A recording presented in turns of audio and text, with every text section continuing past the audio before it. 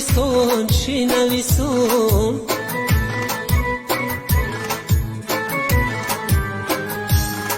من خود که غریبم با غریبان چی نویسم؟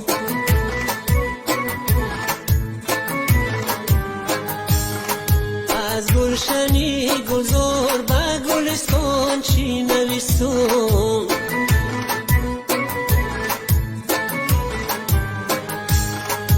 من خود که غریبم با غریبان چی نویسم؟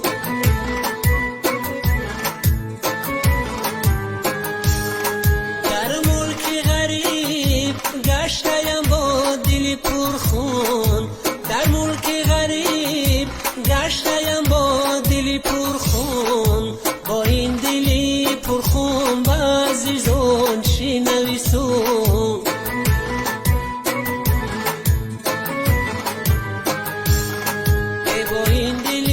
پرخون با عزیزان چی نویسم؟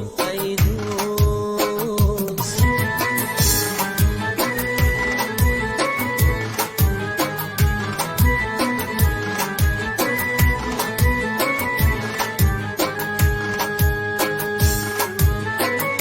در غریبی عمرم مثل باد و رفت و پیر شدم،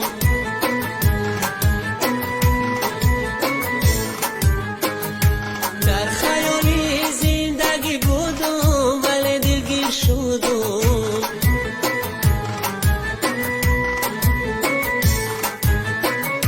در غریبی عمرم مثل باد و رفت و پیر شدم،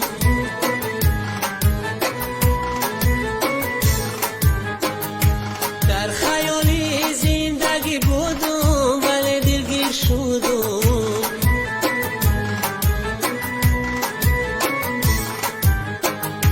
فکر کردم شهر مردم را تماشا میروم، فکر کردم شهر مردم را تماشا میروم، لیک در این جنگل و بشه چو در زنجیر شدم،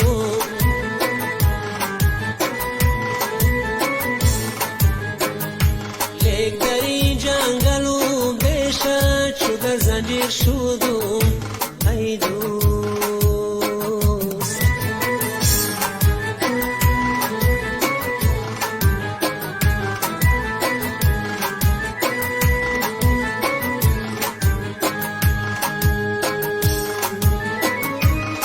جوانیم ببخشایم تو را کردم خزان،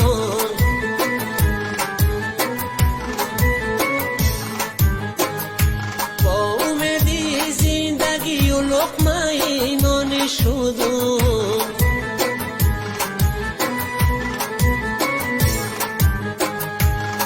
جوانیم ببخشایم تو را کردم خزان،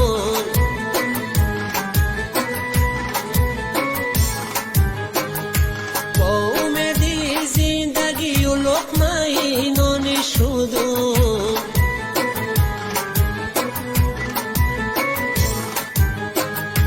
حیف عمری نوجوانی به خبر از ما گذشت، حیف عمری نوجوانی به خبر از ما گذشت، به خبر از مادر و یار و برادرها گذشت،